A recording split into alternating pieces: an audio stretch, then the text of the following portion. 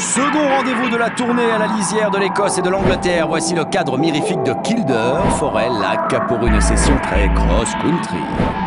Une des étapes les moins descendantes du tour, les écarts ne vont pas se compter autrement qu'en poignées de secondes. Conditions physiques, le choix du tracé vont être déterminants. C'est à Kildare que les favoris de l'Avalanche Trophy vont exploser. Tout ici fonctionne comme un rallye, 7 spéciales chronométrées, des liaisons réalisées en un temps imparti, un tracé boisé sélectionné par Monsieur Clive Force.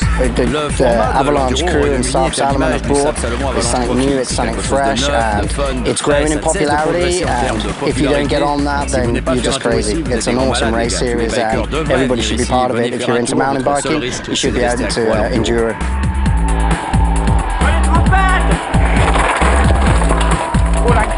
Parmi les riders phares, Cyril Lagneau, rider et team manager, vient de vous faire coucou à sa manière.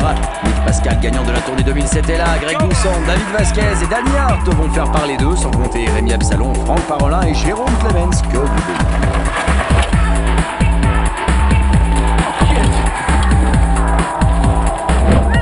Les spéciales s'enchaînent et ne se ressemblent pas. La seconde sans débois sur les premiers coups de pédale. Danny Hart qui roule à la maison met la pression.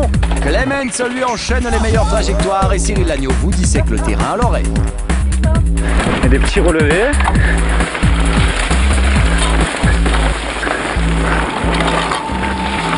Et des jumps. Vachement super fun quoi.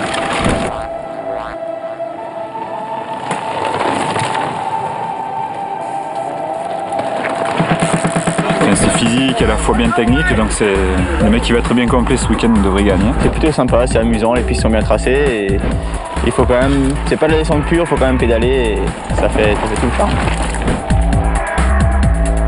À mi-course ou presque, Greg Doucet, David Vasquez, Jérôme Clemens sont les trois riders à signer les meilleurs temps sur la piste.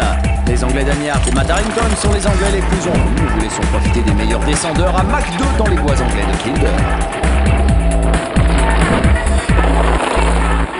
Parmi ceux qui ne se laissent pas faire, Rémi Absalon, Yann Morin, Guillaume Brault et Olivier Jordan Ngo sont en seconde partie de tableau, mais entre eux et les leaders, il n'y a pas même une dizaine de secondes d'écart.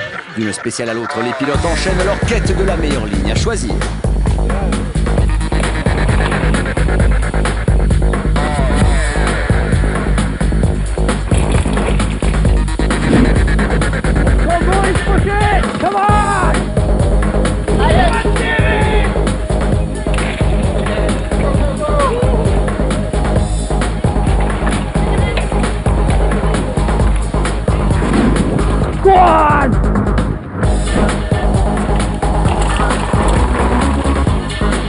Faut vachement pomper pour essayer de garder la vitesse, faire gaffe aux zones de freinage qui sont particulièrement glissantes.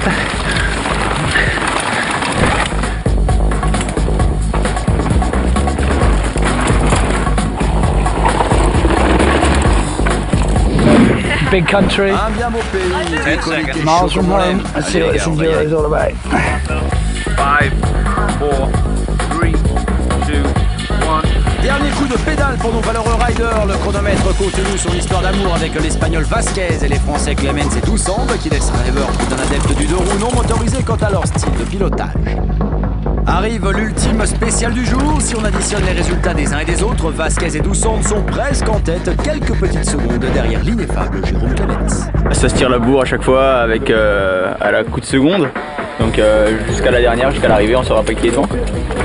Donc unique stratégie, aller à fond, de minimum. Tandis que Matt Harrington met la stratégie aller à fond, de minimum en place, Grégory Doucet, lui, va mettre le turbo en direction de la seconde marche du podium. David Vasquez met le boost juste assez en tout cas pour finir sur la troisième marche du podium. Jérôme Clemens aura eu raison de l'enfer vert du Northumberland. Il ne relâchera pas l'effort jusqu'au dernier mètre et arrache la victoire dans cette seconde étape.